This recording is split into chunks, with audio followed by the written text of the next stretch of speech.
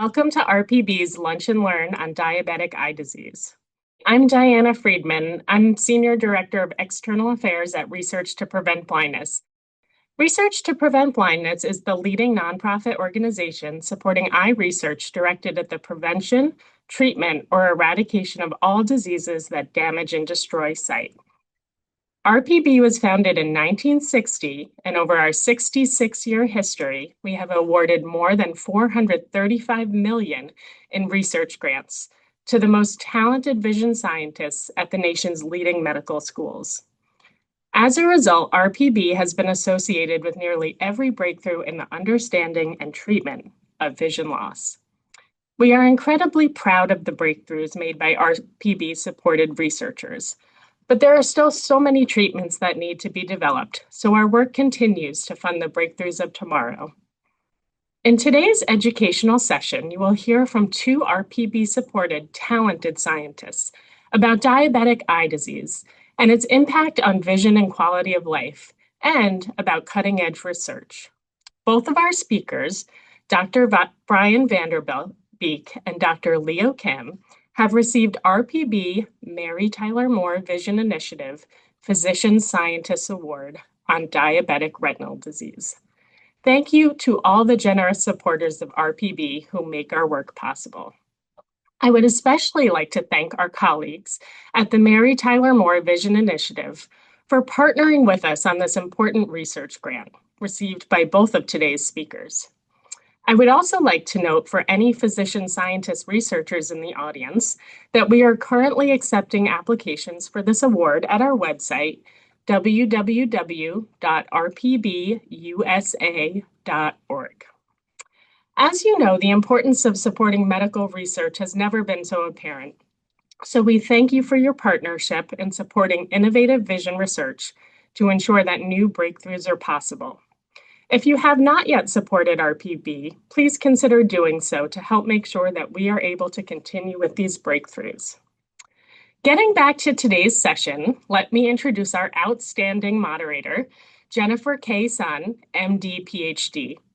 Dr. Sun is an esteemed scientist who is professor of ophthalmology and surgery at Harvard Medical School, chief of the Center for Clinical Eye Research and Trials at Joslin Diabetes Center, and Vice Chair of Clinical Research in the Department of Surgery at Beth Israel Deaconess Medical Center.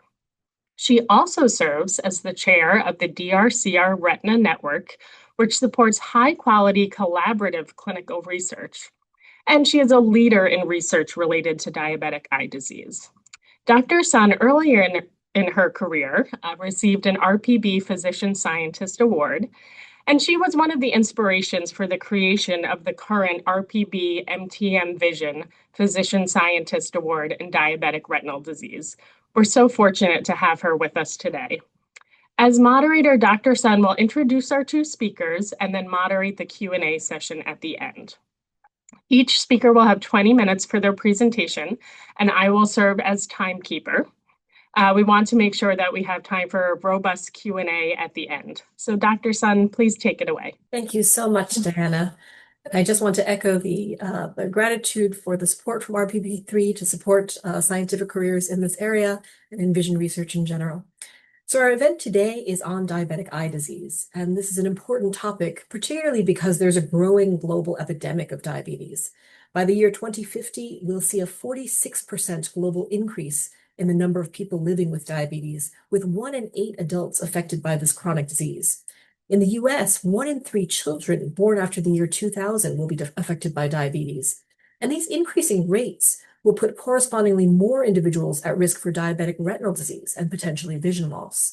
Vision loss is a highly feared complication of diabetes by our patients, by our families, by our friends who are affected by diabetes.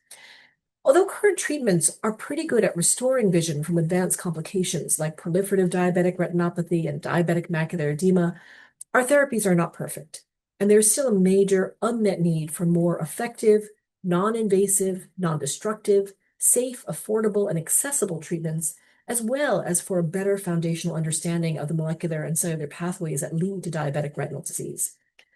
Our two speakers today are the first two recipients of the joint RPB Mary Tyler Moore Vision Initiative Physician Scientist Award, They are leaders in the field who are helping us to understand the epidemiology of diabetic retinal disease and novel molecular pathways that contribute to advanced diabetic retinopathy. Now, I'm pleased to introduce our first speaker, Dr. Brian VanderBeek, who's an associate professor of ophthalmology at the Scheie Eye Institute at the University of Pennsylvania. Dr. VanderBeek received his medical doctorate from the University of Cincinnati after obtaining a Master of Public Health from the University of Michigan School of Public Health. He completed his residency training in ophthalmology at the New York Presbyterian Hospital, Weill Cornell Medical School, prior to his fellowship in vitreoretinal surgery at University of Michigan's Kellogg Eye Center. After joining the faculty at the University of Pennsylvania, Dr. VanderBeek obtained a Master of Science in Clinical Epidemiology through the school's Center for Clinical Epidemiology and Biostatistics, and he has very well incorporated that training into the work that he will present today. Dr. VanderBeek, I'll turn it over to you. Well, thank you, Dr. Sun, and thank you to the organizers for giving me the chance to speak with you today. I want to thank the funders of the Research to Prevent Blindness, and the Mary Tyler Moore Vision Initiative for giving me the chance to speak with you, but more importantly, for supporting me and helping me accomplish the research we're going to talk about today. But first, we're going to get into some basics. As many of you know, when you go to the eye doctor, we have all these fancy gadgets and machines, and mostly, let's see if we can pull up my laser pointer here. What are we doing with this? Well, this is a slit lamp, and essentially it's a microscope. And as a retina specialist, we use these fancy lenses here, or in this example up in the upper right, that's an indirect ophthalmoscope. What are we looking for? Well, often you can see what we see in the bottom right there, which is the back of the eye and the retina. And that's where much of diabetic, not all, but much of diabetic eye disease happens. We're going to cover that today. So just to kind of level set where we are and to show you what an example of what we typically see, this is a normal retina. All of the orange in the picture that you see here is the retina. The center part of the retina is the macula, and that is the most important part for seeing. But where you do your absolute most fine point seeing is in the center. That's called the fovea. These are the blood vessels that feed the retina, and then this orange disc over here is the optic nerve, which is the cable that attaches the eye to the brain and how the signal gets sent from the retina to your brain. So we're going to focus on diabetic retinal disease today. So what you can see is very obvious changes in the picture here on the right. And when you start off with diabetic eye disease, you start off with non-proliferative diabetic retinopathy, and there's various levels of severity of that: mild, moderate, and severe. Many of the changes that you see here are depicted in this picture.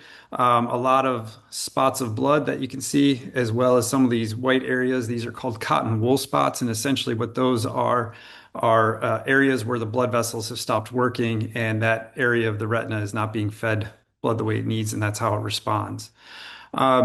Interestingly, even when you have severe non-proliferative disease, it does not necessarily affect your vision. So it is really important to continue to get screened. When you progress from non-proliferative disease, we progress to proliferative disease. And the reason we call it proliferative is that new blood vessels are growing in the back of the eye. Diabetes is a disease of small blood vessels. And in the eye, when those small blood vessels stop working, there's one of two ways that the eye tends to respond. The most severe form and significant form is growing new blood vessels. It sounds like that would be helpful, but in fact, that causes a lot of problems, which we'll get into a little bit here in a second. Namely, though, it can bleed or it can cause traction or pulling. Also of note, this person here may also have 20/20 vision and have no symptoms. So again, it just further underscores the need for screening and checking to make sure, regular checking to make sure that you don't have active disease when you do have diabetes. Unfortunately, proliferative disease is the most damaging to the vision, and its most severe form looks like this in the back of the eye. What happens to those new blood vessels, they end up fibrosing and turning into scar tissue. That scar tissue becomes contractile. It contracts and it can pull the retina out of place. So before, when we showed you the pictures, the retina was on the back wall of the eye, getting fed the blood and oxygen and nutrients it needs to function. Unfortunately, at this point, the blood vessels have turned into contracture, have pulled the retina out of place, and this is a tractional retinal detachment in the most significant form. Now, we can do surgeries to put the retina back in place, but even after surgery, there's likely to be significant visual deficits, so we prefer to catch it early. And specific to this picture, this is actually what we call wolf jaw maculopathy, because it looks like the head of a wolf clamping down onto the center part of the vision. The other way that the loss of small blood vessels affects the back of the eye is it causes swelling in the center part of your vision. And when you get swelling, we call it diabetic macular edema, or DME, excuse me. This is noted, this picture doesn't show it real well, but you can often see little cysts of fluid in the back of the eye, but you also get the very characteristic hard exudates seen throughout this picture here, which are all the yellow spots. So who's at risk for getting diabetic retinal disease? Well, obviously people who don't have good controlled blood sugar when they have diabetes can have diabetic retinal disease. But that's not the only part of the story. Even if you have perfect control, there are people who can still progress the longer they have diabetes. So the duration of disease is an important factor. And there's also things outside of just blood sugar control that can make diabetes progressing. That includes high blood pressure, high cholesterol, obesity, smoking, and even pregnancy. So where do I fit into all this? Well, one of the important things about understanding disease, where it's going, and how do we best allocate our resources to try and fight it is you have to measure it. And that's what the RPB and the Mary Tyler Moore Vision Initiative grant helped me to do, is help me to help measure where we are with diabetic retinal disease in the US. This is the first publication that was published in Ophthalmology from this grant, and we're going to go into a little more detail here. And so it's a little bit of background. We started measuring eye disease from diabetes back with the Wisconsin Epidemiologic Study of Diabetic Retinopathy. It started in 1979, and it was the sentinel study to assess diabetic retinal disease rates. In fact, it's still being used as a primary source of prevalence data 45 years later. Most recently, on a national scale, we use the NHANES data, which was a different way of collecting data, but even that is now over 15 years old. So we really don't have any updated rates of diabetes. And to think about some of the changes that have happened in the US since then, since the early 2000s, we have 4 new classes of anti-diabetic medications. We have better insulin, and we have better ways to monitor blood glucose levels. Think about how your smartphone can now play a role in your diabetes care, when before we didn't even have smartphones. And part of that is from 1999 to 2010, we actually saw across the US that blood sugar was much better controlled in patients with diabetes. But unfortunately, since then, it has actually gotten worse, at least as of 2021. Another big factor on the national scale is the Affordable Care Act. It dramatically reduced the number of uninsured people in the US since its inception in 2014 all the way through 2025. And we know that insurance is a big factor in diabetes care because studies have shown that patients with diabetes who become insured are able to reduce their hemoglobin A1C or continue to control their blood sugar better for at least 2 years after starting insurance. And despite all this, the incidence of diabetes continues to rise in the US. So how do we put all these together? So the goal of this study is to determine the trends over the past 20 years in the prevalence and incidence rates of diabetic retinal disease overall. That's any type of diabetes in the eye. Or the vision-specific or vision-threatening forms of diabetic eye disease, which are diabetic macular edema or proliferative diabetic retinopathy. And when we talk about vision-threatening diabetic retinopathy, we're talking about either one of those, DME or PDR. And then also just some quick definitions to make sure everyone's on the same level. When we talk about prevalence, we're talking about the level of disease in a given group of people. So for example, if 1 out of every 4 patients with diabetes has diabetic eye disease, the prevalence is 25%. Incidence gets a little trickier in that it's more of a rate, and not just a rate, but a rate of which new cases occur. So for example, if out of every 1,000 diabetes patients, 10 progress to diabetic retinal disease each year, then the incidence will be 1 case per 100 patient years. The way I like to think about it is prevalence is kind of a point in time, and incidence kind of tells you which direction you're going. So while the point in time is useful, it's also helpful to know whether that prevalence is likely to go up or down in the future based on the incidence that you're talking about. And then just a quick overview of where the data I'm using comes from. It's from a single insurance company. It's a very large insurance company. Over its entire database, there are 90 million people in it. In any given year, there's about 13 million people in it. It does cover patients from all 50 states, but it's also important to note that this is not the US as a whole. It gives us good insights to the US, but you can't say that definitively everyone in the US is treated exactly the same because not everyone has insurance or even has this specific insurance. And also just to give you an idea how big the database is, we have over 6.1 million people with diabetes. over 1 million patients with diabetic retinal disease, and hundreds of thousands of patients with vision-threatening disease as well. So this is the first slide of results that we have. I'm going to focus your attention here on the yellow line. This is the prevalence of diabetes in the US among patients, or excuse me, prevalence of diabetic retinal disease among patients with diabetes from 2001 all the way through 2021. And most notably, what you'll notice is that after a low in 2007, the prevalence of diabetes doubled all the way up through 2021. The incidence is this line here, and what you'll see here is we did an excellent job from 2001 to 2014 in which the rate of new cases was cut in half. However, between 2014 and 2021, it again doubled back to where it was. Speaking of the vision-threatening forms of diabetes, we see that the vision-threatening diabetic retinopathy increased 40% from 2007 through 2016, 65% in diabetic macular edema from 2007 through 2015, and 25% in proliferative diabetic retinopathy from 2007 to 2015.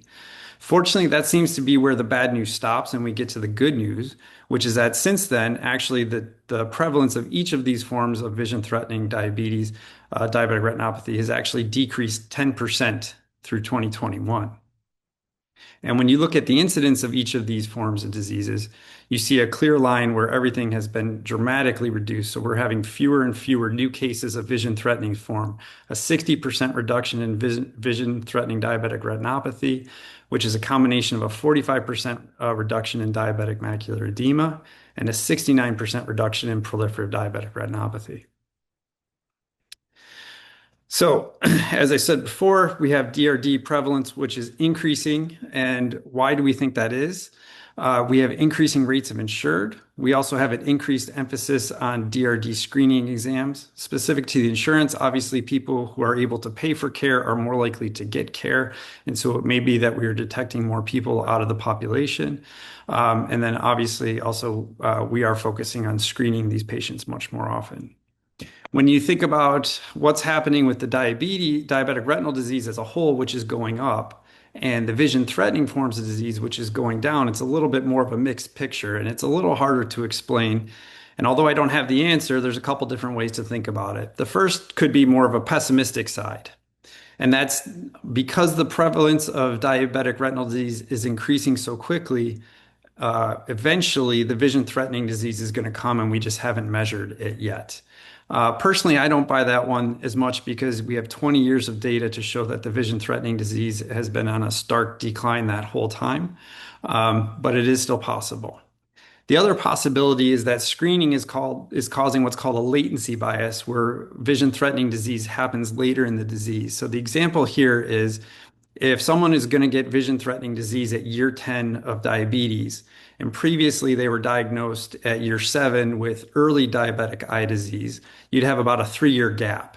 Well, if we're screening more often and we're picking up cases earlier, maybe you pick it up at year 5 and then there's a 5-year gap, and it makes it look like we're prolonging before vision-threatening diabetic retinopathy happens.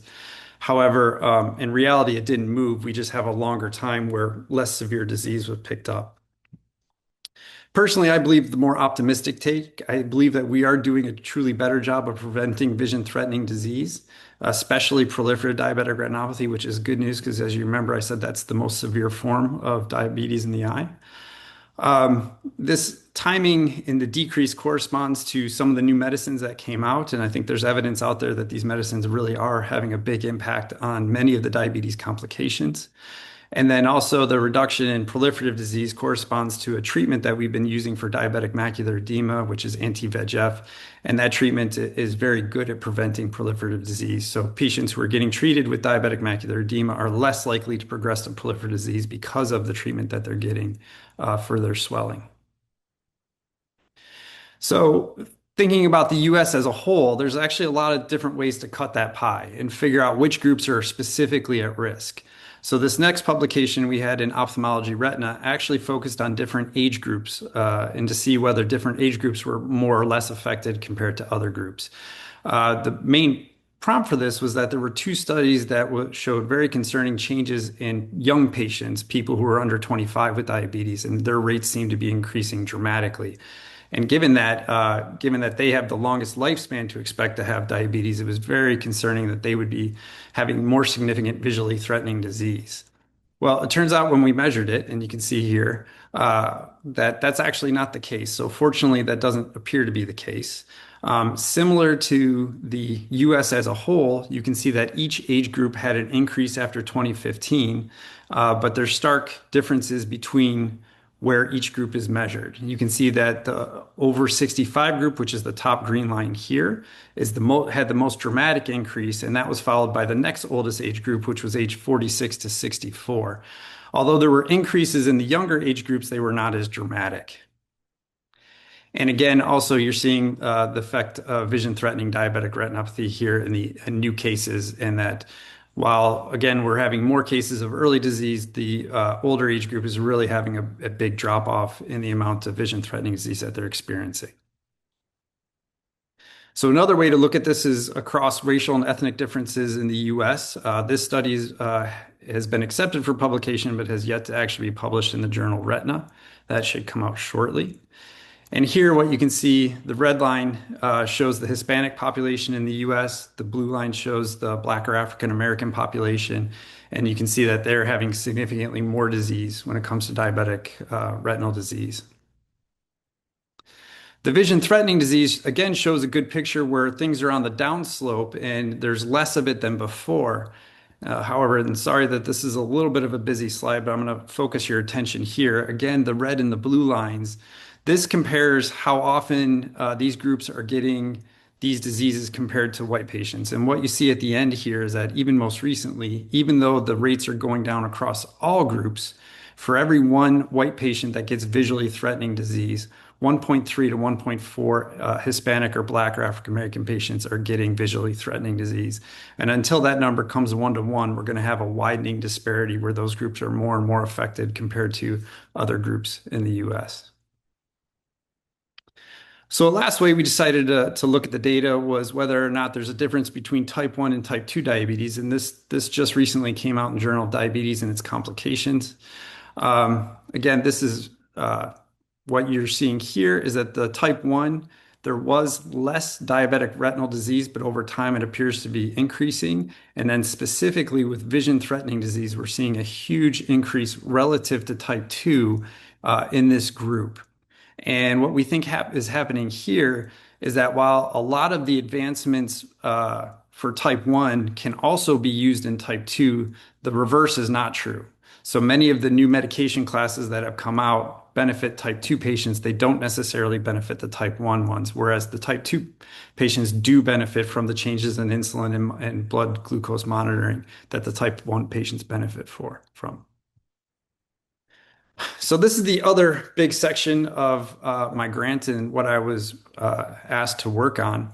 And a lot of it has to do with, or let me step back and say that a lot of what I've shown you already is what's happening, just the raw numbers.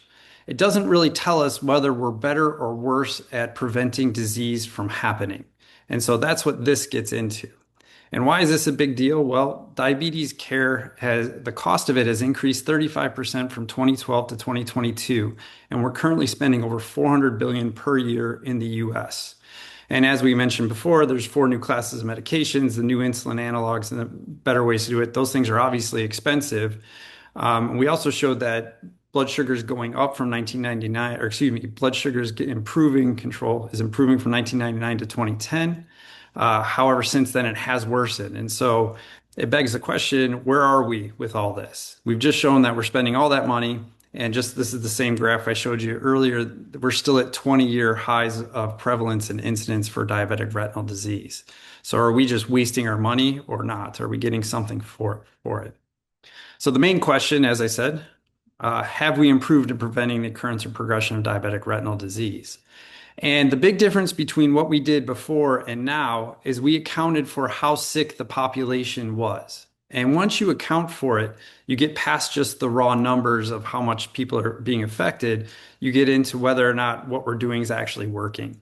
And what we see is that from 20 2010 through 2012, there was actually a 35% reduction in progression from patients who did not have any diabetic retinal disease to patients with diabetic retinal disease. We're not doing quite as well now, but we still are reducing it by about 20% compared to 2002. So there has been a big improvement in that. And then also when we get to the vision threatening forms, we kind of covered this before, but when you actually control for how sick the population is, we're doing even better than what we thought before. And there's been a 55% reduction in vision threatening diabetic retinopathy.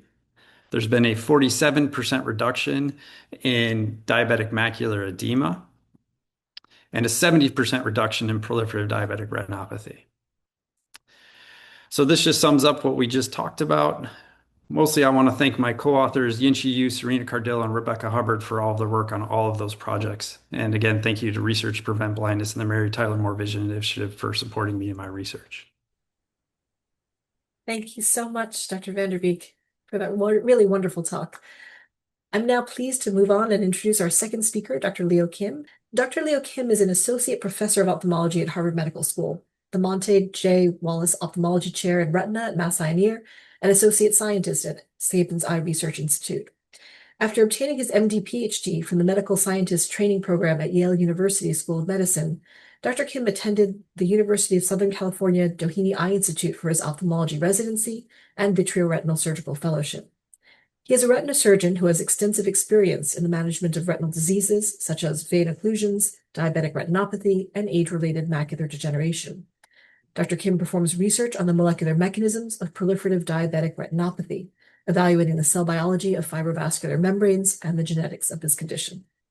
Dr. Kim, I'll turn it over to you. Thanks, Dr. Sun. First, I'd like to thank RPB and the Mary Tyler Moore Vision Initiative for funding this work, and thank you for the invitation to present some of the work that we've been doing.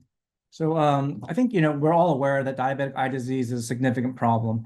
And especially with diabetic retinopathy, about a third of patients with diabetes ends up having diabetic retinopathy. And you could see that, as Dr. VanderBeek has mentioned, this is a really big problem for our society. By 2030, about 600 million people within the world will have diabetes. And by 2030, about 25 million of these patients will have vision-threatening diabetic retinopathy. So it's clearly a significant problem. And what we try to do in our lab is try to understand mechanisms of diabetic retinopathy and how to develop and to develop new treatments for it. But first, we need to understand what diabetic retinopathy is. Diabetic retinopathy is actually damage to the blood vessels within the retina, and this damage occurs due to high levels of glucose, and it leads to loss of some of the cells that are that encase the blood vessels within the eye. Like the pericytes are supportive cells that support the blood vessels, and the endothelial cells make up the wall, the lining of the blood vessels.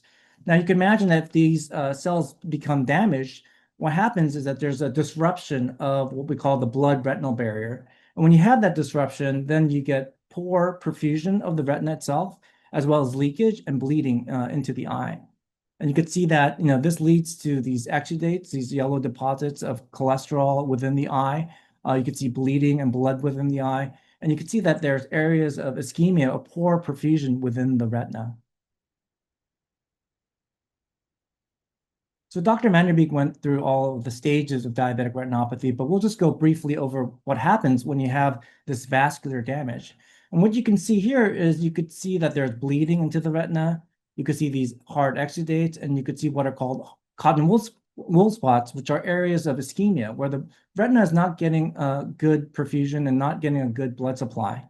And what this leads to can lead to several things. One is it could lead to diabetic macular edema, where there's swelling of the retina leading to disruption of your vision, or you could get these neovessels or new blood vessel formation. As Dr. VanderBeek had mentioned, these new blood vessels do not help you. Actually, they can bleed and cause bleeding inside the eye, or they can cause tractional retinal detachment, which is a pulling off of the retina from the back of the eye. Now, one of the main problems of diabetic retinopathy that leads to vision loss is diabetic macular edema. And in diabetic macular edema, you can see that there's actually swelling and exudation into the macula, which is responsible for your central vision. as well as subretinal fluid, like fluid accumulation underneath the retina. And you can see here with the OCT, which gives you kind of a cross-section of the retina. There's fluid underneath the retina, there's swelling of the retina, there's these cysts within the retina. So the retina is swollen, and this leads to loss of vision. So in terms of the management of diabetic macular edema, what retina specialists do is, well, if we look at the patient and we kind of tailor the management depending upon the severity of the macular edema, the location of the macular edema, as well as the vision loss associated with it. So if a patient doesn't have center-involving diabetic macular edema, well, it shouldn't be affecting their vision too much. So in these cases, we could oftentimes observe these patients. Sometimes patient may have center-involving diabetic macular edema and they have good vision. So again, their vision is good. And we typically will observe these patients. Now, if the vision is worse, 20/30 or worse, then we oftentimes start anti-VEGF therapy, which is an injection of medication directly into the eye to address that swelling of the macula.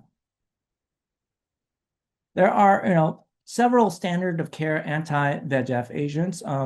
One is bevacizumab, which is actually used off-label for the treatment of diabetic macular edema.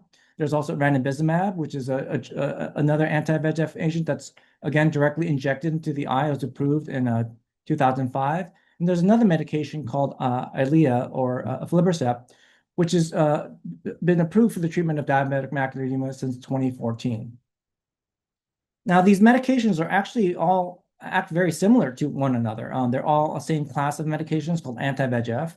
And this clinical trial run by the DRCR showed that essentially the medications are pretty much the same. You get a similar level of visual acuity improvement, around 12 to 10 letters. There may be some benefits in terms for aflibercept in terms of decreasing that swelling, but overall, these medications are very similar to one another and are fairly effective in the treatment of diabetic macular edema. But they're not enough. What happens is that some patients actually only about 29% of these patients with diabetic macular edema have significant visual improvement after 2 years, even with anti-VEGF therapy. And a lot of times these patients have an incomplete response, meaning that you get the treatment, but the swelling doesn't really go away, or the swelling gets only minimally better. As you can see some of these patients can have relatively persistent edema for 24 weeks. So, in these patients on bevacizumab, they can have 65%, 41% with ranibizumab, and 31% with aflibercept. And in the real world, about 50% of these patients actually have persistent macular edema for a year. Now, the other difficult part about this is that these standard of care treatments require monthly or bi-monthly visits, and they are injections that go directly into the eye. So they cause a significant treatment burden on the patients, because not a lot of patients, enjoy getting injections directly into the eye. And also the visits have to be very frequent throughout the year. So that gives us an understanding of why we want to discover new therapies for diabetic retinopathy, because these treatments are great, but they're not perfect, and there's patients that don't have a complete response to them. And so what we've done in our lab is really try to understand diabetic retinopathy and the pathophysiology of diabetic retinopathy. And the way we've done that is we've looked at patients that we've operated on. And in patients with proliferative diabetic retinopathy, what we have to do is these patients form fibrovascular scars along the surface of the retina. And what we can do is we operate on these patients to remove that scar tissue. And what we've done in the lab is when you remove the scar tissue, you could see that these scar tissues have abnormal blood vessels within that tissue. And as I mentioned, these blood vessels are made of endothelial cells. And what we've done in the lab is we've isolated these endothelial cells using magnetic beads. And you could take these endothelial cells and you could do a genomic analysis called RNA-seq analysis. It's a way to look at all of the different messenger RNAs or transcripts that are in a cell to understand what's going on with these cells. What are the differences between them versus normal? And if you compare these endothelial cells versus non-diabetic endothelial cells, and you could see that there's a 25-fold increase in a protein called RUNX1. And when we stain for these abnormal blood vessels, you can see that they stain for the RUNX1, that they contain RUNX1, elevated expression of RUNX1, but the normal blood vessels do not. So what's RUNX1? Well, it's a potentially a new target for diabetic retinopathy, and it's actually a transcription factor that is involved in blood vessel formation. And abnormal blood vessel formation requires three things. You need cells to migrate. The cells need to move. They need to move.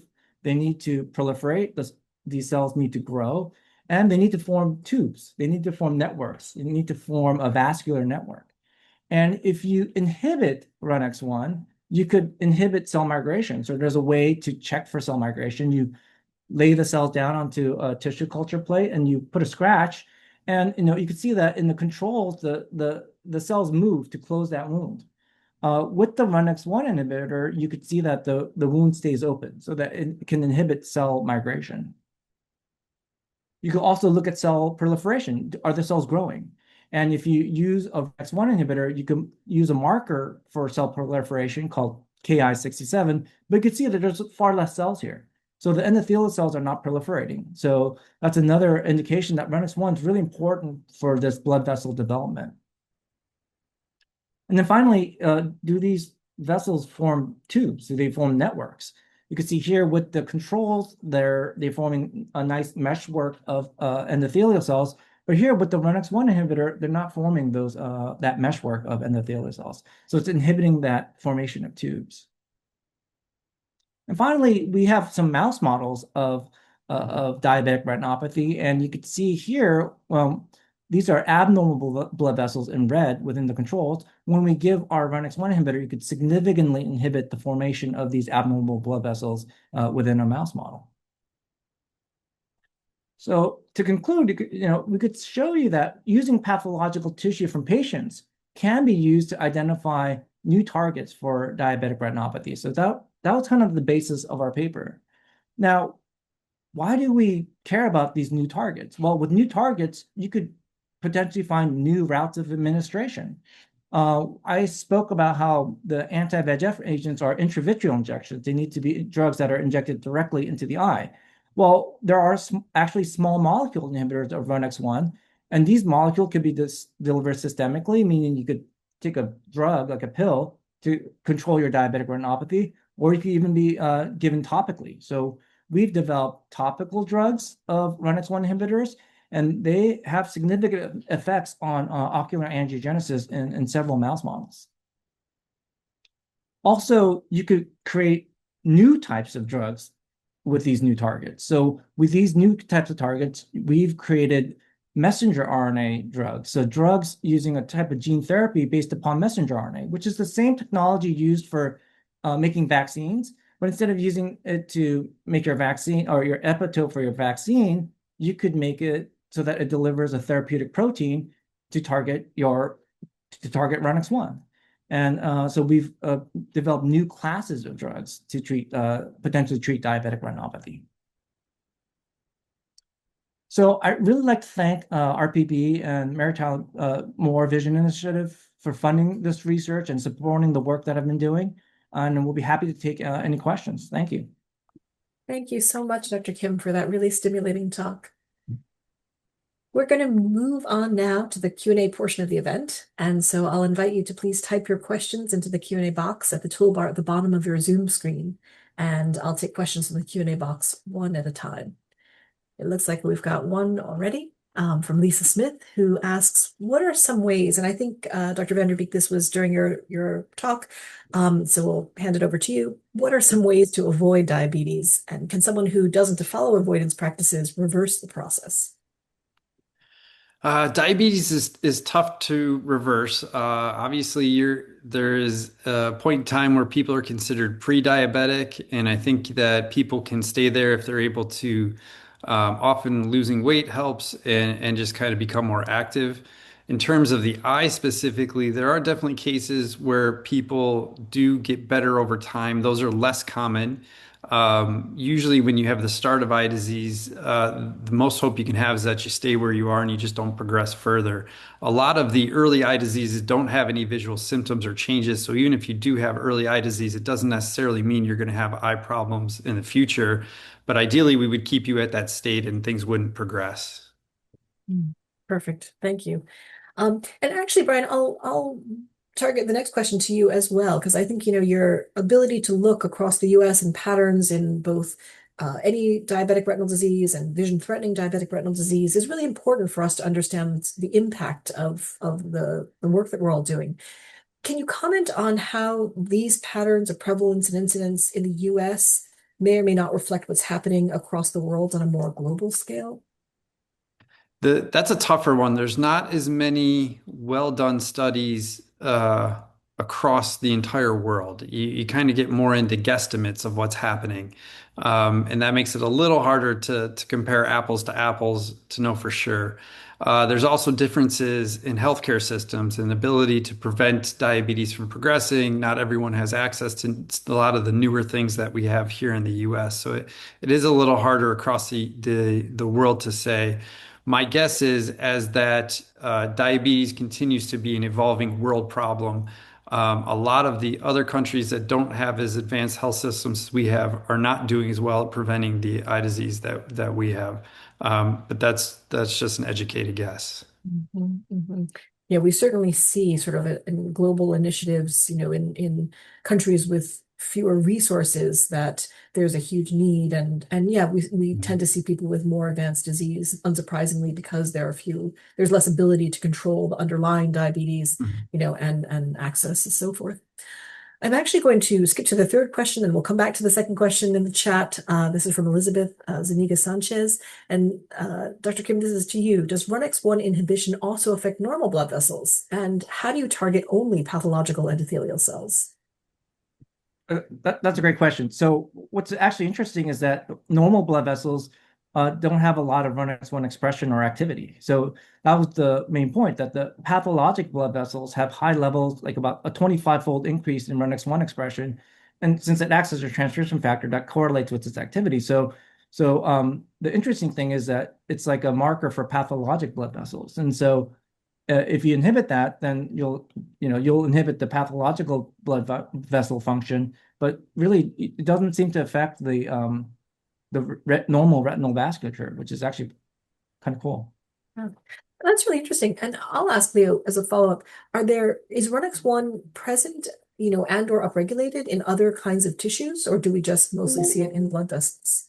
Oh, no, absolutely. I mean, RUNX1's involved in actually in leukogenesis in the myelogenous cell line hematopoiesis. So it's actually involved in blood cell formation, white blood cell formation. So it is involved in other functions actually. So, but other than that, we've seen it particularly elevated in abnormal blood vessels. Really interesting. And I think the second part of that question to you from the Q&A was, how do you target only pathological endothelial cells? Yeah, so the pathological endothelial cells have the upregulated RUNX1. So in that instance, when you inhibit RUNX1, then it will just specifically be inhibiting it only where it's upregulated. So in a way, and the RUNX1 doesn't seem to have a lot of function in the regular blood vessels. It's important for blood vessel development, like early on, but after you have mature blood vessels, whether or not you inhibit RUNX1 in a regular blood vessel, it won't really matter. Great. All right. Dr. VanderBeek, we're going to go back to you. Carol Oxenreider asked the question about the incidence of proliferative diabetic retinopathy. Is it increasing or is it decreasing in type 1 diabetes?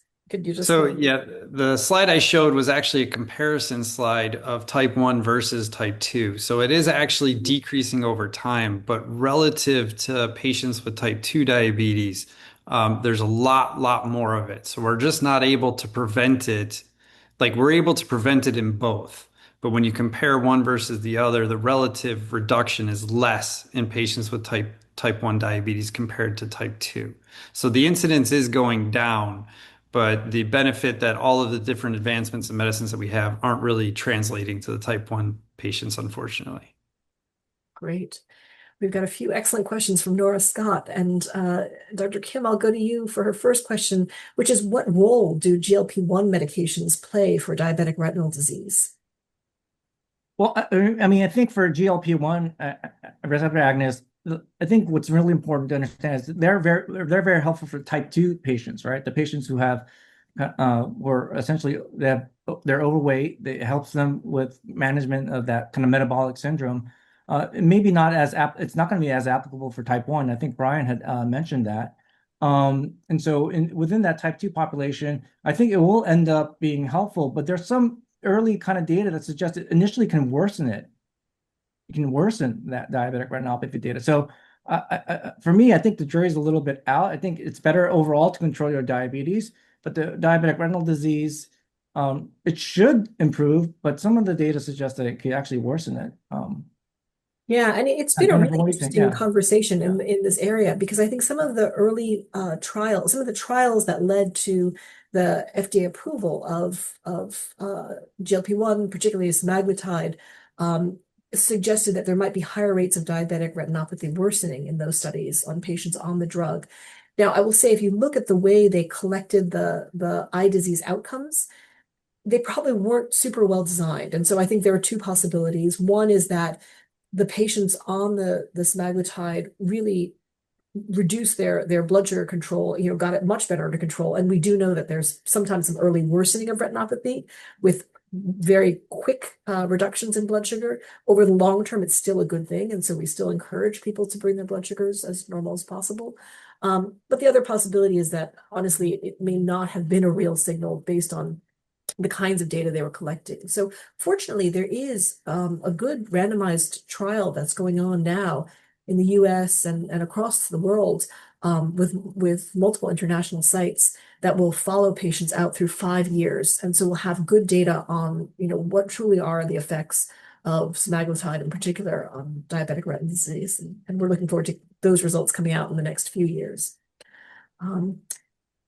Great. And Brian, I'll go to you and ask the next question from Nora also. If diabetes runs in your family, how often should you see an eye doctor?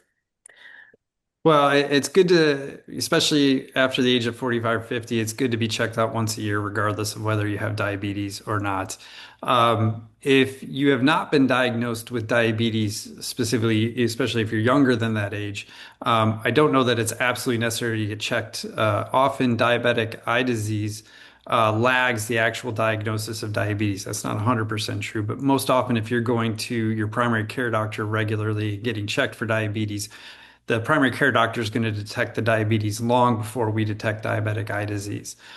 So it's safe to wait until you are actually diagnosed with diabetes, even if you have a family history of it, before you get concerned about whether you have eye disease.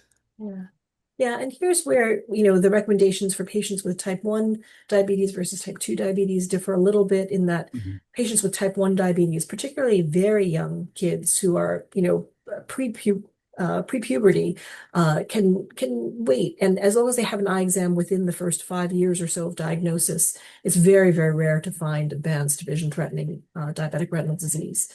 Patients with type 2 diabetes, a lot of times there's sort of subclinical, high blood sugars that we may not detect just from symptoms alone. And so I think Brian's absolutely right that if you're seeing your doctor every year, these days it's pretty common for people to have the hemoglobin A1C checked and have a blood glucose checked. So the diagnosis is pretty good. But if you haven't seen a doctor in a while and you're just getting diagnosed with type 2 in particular, then we recommend an eye exam right away. Leo, the question came through that, if someone's diagnosed with diabetic macular edema, what are the best things they can do to prevent more severe disease? And I suppose that also goes for, if you have diabetic retinal disease at all, what can you do? Well, I think, the standard stuff. You should, for diabetic retinal disease, you should control your cholesterol. Those exudates contain cholesterol. You control your blood pressure. Obviously, control the blood sugars and things like that. Those are the standard kind of, but, for patients with diabetic macular edema, and if it's center involving, we recommend getting anti-VEGF injections. And, those drugs work. They'll improve your vision. But yes, in general, they work. And I think that's pretty much the way to manage it. But really, you got to control like your systemic health is the main thing. Yeah, very, very much. We know, and the fortunate thing is we've seen really good data from long time studies showing us that if you control your blood sugar fairly early on, that has benefits even decades down the road. So, our very famous diabetes control and complications trial done in type 1 patients that first established that controlling blood sugar was important as a foundation for preventing complications across the board in people with diabetes. The follow-up study, EDIC, showed that even 30 years after patients were first enrolled in the DCCT, people who had been randomized to the more strict glycemic control, blood sugar control, continued to see long-term benefits, including less likelihood of eye surgeries, fewer vision-threatening complications. And so it's, I think, a really good message that we try and give to patients. And for me personally, particularly our younger patients and sometimes even our teenagers who are having a hard time wrapping their heads around, or getting motivated to do all of that control of all these things that can be a hassle in daily life, that it's really important still. Leo, I'll go back to you again. Tom Gardner's on the line and asks, what's the clinical translation status of RUNX1 inhibition? We'd love to know. When will there be a drug out anytime soon? It's we're actually trying to develop these drugs. I think one of the interesting things is that like drug development is incredibly slow. So it's interesting. We've formed a company around the idea of it and things like that to try to get the drugs to patients. There is actually an oral RUNX1 inhibitor that had already undergone a phase 2 clinical trial like in the 90s for a separate indication. So it's kind of interesting to see that there are potentially drugs that could be oral. We've developed topical drugs that can penetrate the eye. So we're hopeful, but it's definitely a process.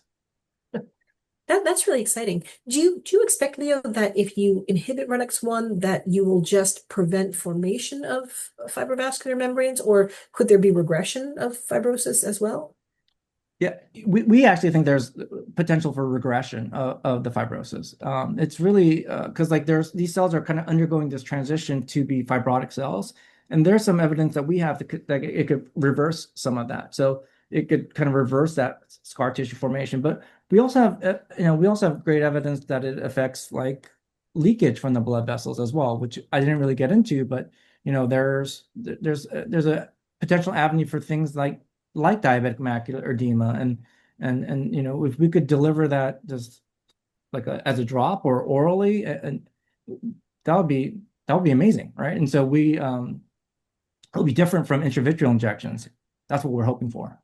Yeah, absolutely. And if you're talking about sort of scalability and global applicability, the idea of having a non-invasive treatment, could reach populations that don't necessarily have access to tertiary care and specialists that can deliver the kinds of, eye injections or laser treatments that you might otherwise need. That's exciting. Yeah, absolutely, because they're small molecule inhibitors. They're actually just easier to manufacture. Right, compared to the biologics that the anti-VEGF agents. You could we've made kilograms of the material. Yeah, really exciting. Brian and Leo, I will ask you both as we sort of head into the last few minutes of this Lunch and Learn, just to comment on your experiences as recipients of RPB funding, Mary Tyler Moore Vision Initiative funding, and the importance, what's been the impact on your careers, and what's the motivation for people to get involved and again to give this kind of support to enable future awards. Brian, we'll start with you. Sure. Since you're the first recipient. Yeah, it's been amazing. I can't be thankful enough to RPB and Mary Tyler Moore Vision Initiative. Has really thrusted my career forward, and also, more importantly, has helped shine a light on things that I think were being underlooked and underserved and undervalued. And in terms of just measuring disease, I think that's just the most important place to start. You can't really know if you're getting better or worse if you don't measure where you're at to begin with. And so, this has been enormous in my career, and I'm eternally grateful. Leo? As for me, in kind of in this funding environment, it's really a lifeline for our lab, and this leads to new discoveries. It it's potentially new therapies, understanding new mechanisms, and right now, that funding from the Mary Tyler Moore Vision Initiative and RPB, it's really been kind of keeping us afloat, and that's really right now, that's really important for us, to be able to continue doing the work. And, we're so grateful and appreciative of that. And um, I can't express my gratitude enough. It's been just wonderful.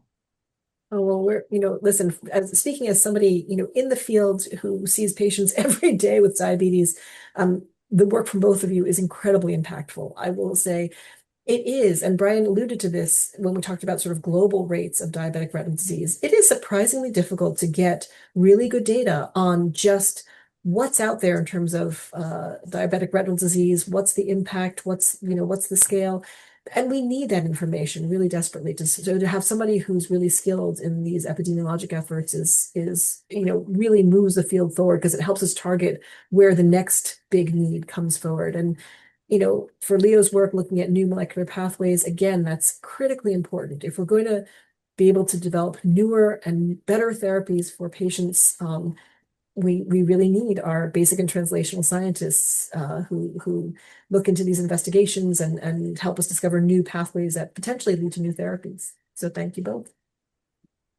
Thank you. Thanks, Well, I Jen. would just like to thank all of our speakers, Dr. Kim, Dr. VanderBeek, and Dr. Sun, for your really excellent moderation. Thank you so much for sharing your expertise, sharing kind of a look at what's coming, which is really exciting to see. I also want to thank our participants. I thought it was a really great Q&A ranging from very practical questions to very technical questions.